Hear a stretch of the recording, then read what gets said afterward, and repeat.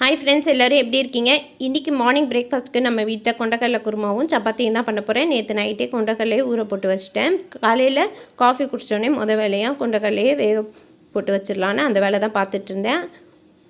குருமா செய்ய ஆரம்பிச்சிடலாம். ஒரு கடாய் ஹீட் பண்ணிட்டு அதில் எண்ணெய் சேர்த்துட்டு பட்டை, கிராம்பு, ஏலக்காய், சோம்பு தாளிச்சிக்கலாம். ஒரு பெரிய வெங்காயம் கட் பண்ணி சேர்த்துக்கிறேன். அது நல்லா வதங்கின பிறகு இஞ்சி பூண்டு பேஸ்ட்டு சேர்த்துக்கலாம். இதை சேர்த்துட்டு இதையுமே நல்லா வதக்கிட்டு 3 தக்காளியை அரைச்சி வச்சுருக்கேன். எப்பயுமே குருமாவுக்கு தக்காளி அரைச்சி சேர்த்து செஞ்சோன்னா சூப்பராக இருக்கும். நீங்களும் உங்கள் வீட்டில் கண்டிப்பாக ட்ரை பண்ணி பாருங்கள்.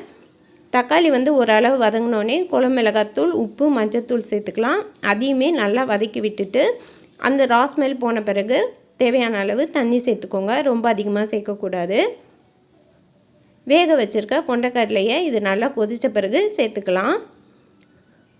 அதை சேர்த்துட்டு தேங்காய், சோம்பு, அதுக்கப்புறம் முந்திரி இது எல்லாத்தையுமே சேர்த்து நல்லா அரைச்சி வச்சுக்கலாம். நல்லா குழம்பு திக்கான பிறகு இதில் நம்ம தேங்காய், சோம்பு, முந்திரி அரைச்சி சேர்த்துட்டு கடைசியாக இதில் கொஞ்சமாக பிரியாணி மசாலா சேர்த்து செஞ்சோன்னா சூப்பராக இருக்கும் குருமா. சப்பாத்திக்கு நான் ஏற்கனவே மாவு பிசைஞ்சு வச்சுட்டேன். அது நல்லா ஊறிட்டுருக்கு. சப்பாத்தி எப்பயுமே இந்த மாதிரி போட்டிங்கன்னா ரொம்பவே சாஃப்டாக இருக்கும். ஈவினிங் ஆனதுனாலும் உங்களுக்கு நல்லா அந்த சாஃப்ட்னஸ் அப்படியே இருக்கும். கண்டிப்பாக ட்ரை பண்ணி பாருங்கள். எப்படி வந்ததுன்னு கமெண்ட்ஸில் சொல்லுங்கள். நீங்கள் இதுதான் ஃபஸ்ட் டைம் நம்ம சேனலை பார்க்குறதா இருந்தால் மறக்காமல் நம்ம சேனலை சப்ஸ்கிரைப் பண்ணிவிட்டு பாருங்கள். நாங்கள் எங்கள் வீட்டில் எப்பயுமே சப்பாத்தி இந்த மாதிரி தான் தேய்ச்சி போடுவோம். இந்த மாதிரி போடும்போது நல்லா லேயராகவும் வரும். அதே மாதிரி நல்லா சாஃப்டாகவும் இருக்கும். உங்கள் வீட்லேயும் நீங்கள் இந்த மாதிரி ட்ரை பண்ணி பார்த்துட்டு எப்படி வந்ததுன்னு சொல்லுங்கள். மறக்காமல் நம்ம வீடியோவை உங்கள் ஃப்ரெண்ட்ஸ் அண்ட் ரிலேட்டிவ்ஸ்க்கு ஷேர் பண்ணுங்கள்.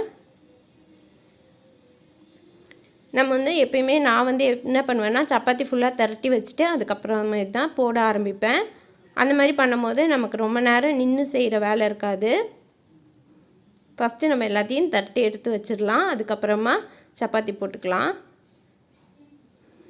இந்த மாதிரி சப்பாத்தி செய்யும் போது பார்த்திங்கன்னா உங்களுக்கு லேயராகவும் இருக்கும், நல்லா சாஃப்டாகவும் இருக்கும். பசங்களுக்கு ஸ்கூலுக்கு செஞ்சு கொடுக்கறதுக்கும் நல்லா சாஃப்டாக இருக்கும் சாப்பிட்றதுக்கு மத்தியானத்துக்கு. நான் எங்கள் வீட்டில் எப்பயுமே இந்த மாதிரி தான் ட்ரை பண்ணுவேன். இது ரொம்பவே சூப்பராக இருக்கும். சப்பாத்தி எல்லா பக்கமும் போட்டு எடுத்துக்கலாம். நான் இன்றைக்கி கம்மியாக தான் செஞ்சுருந்தேன். என்னை பாப்பா கொஞ்சம் உடம்பு சரியில்லை, அதனால் அவள் கம்மியாக தான் சாப்பிடுவா. அதனால் சப்பாத்தி இன்றைக்கி எல்லாருக்குமே கம்மியாக தான் செஞ்சுருந்தோம். சப்பாத்தி இந்த மாதிரி போடும்போது பார்த்திங்கன்னா நல்லா உப்பெல்லாம் வரும், நல்லா சாஃப்டாகவும் இருக்கும். கண்டிப்பாக நீங்களும் ட்ரை பண்ணி பாருங்கள்.